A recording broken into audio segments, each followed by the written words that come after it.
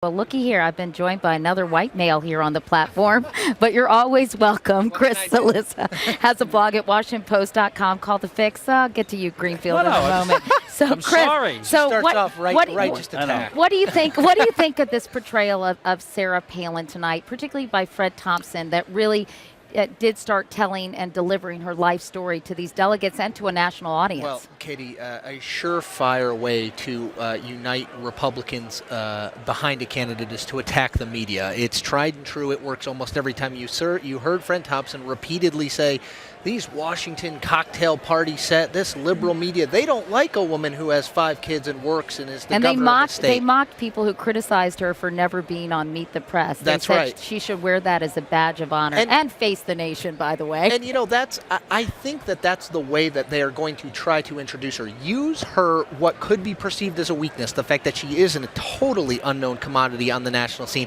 as a strength. She's not a known commodity on the national scene because she's been busy reforming Alaska. They're going, that's, I think, a fundamental lesson of politics. You try and use weaknesses and turn them to strengths and turn them to weaknesses. Political judo. I think we're talking about all the pressure she's going to be under tomorrow night when she speaks. And they've lowered expectations considerably. But she's going to have a lot of help with the speech. I'm not saying she needs a lot of help, but I mean, this is the speech. It'll be vetted. They'll go over it.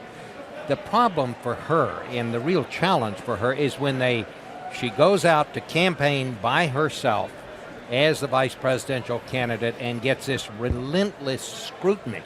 I mean, everybody says something they don't mean to say, including John McCain. Well, what about in interview situations as well, exactly. Bob? At some point, they're going to have to make her available to be interviewed, And they hopefully. And they Not are so training, far. And they are training her very well. I should announce that on Sunday, Bob Schieffer and I are going to field dress a moose just to undercut this media elite, right? I'm embarrassed to say I didn't even know what that meant, but I guess it means to gut the moose and prepare it to be. Yeah, I only know because of my Texas in-laws. I would not have known. My Connecticut roots would not have had me know that. Wait, By the way, the Friends of Bullwinkle are extremely angry with this. The FOBs. Absolutely. there are no moose in Texas.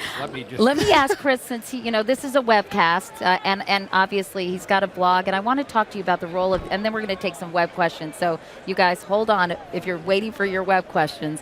What's the role of the internet in pushing this Sarah Palin and her daughter's pregnancy story out to the forefront? Well, it was the origin of getting this story, I think, out. I'm not sure when the McCain campaign or Sarah Palin would have liked to get it out. The McCain campaign insists that they knew about this when she was vetted, that this was not a disqualifier for John McCain.